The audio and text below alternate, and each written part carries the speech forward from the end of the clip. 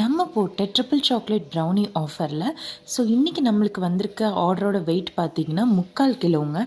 So இவங்க நம்மளுக்கு ரொம்பவுமே ஸ்பெஷலான கஸ்டமர்னு சொல்லலாம். பட் ஆனால் இவங்க அதே ப்ரௌனி ஆஃபரில் எனக்கு நீங்கள் மைதா யூஸ் பண்ணாமல் கருப்பு கவுனியில் செஞ்சு கொடுங்கன்னு சொல்லி எக்ஸ்ட்ரா பேமெண்ட் கூட பண்ணி மில்லட்டில் இவங்க 3/4 கிலோவில் ட்ரிபிள் சாக்லேட் ப்ரௌனி பண்ணிக்கிட்டாங்க. அதுவும் கருப்பு கவுனி அரிசியில்.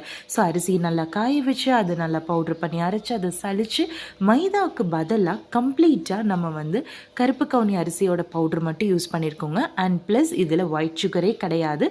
நம்மளுடைய இந்த கருப்பு கவுனி மில்லட் ப்ரௌனி எந்த அளவுக்கு சாஃப்டாக இருக்குங்கிறது நான் பீசஸ் போடுறத நீங்கள் பார்க்கும் போதே தெரிஞ்சுக்கலாங்க. நான் வேணாலும் உங்களுக்கு எடுத்து ஒரு பீஸ் காமிக்கிறேன். எந்த அளவுக்கு ஃபஜ்ஜியாக வந்திருக்குங்கிறத பாருங்கள்.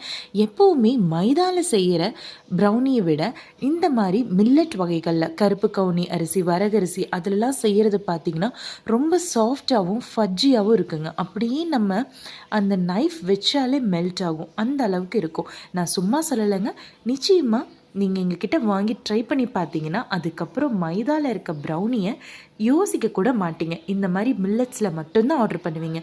உங்களுக்கும் ஆர்டர் பண்ணுன்னா ஸ்க்ரீனில் தெரியுற நம்பருக்கு மெசேஜ் பண்ணுங்கள்.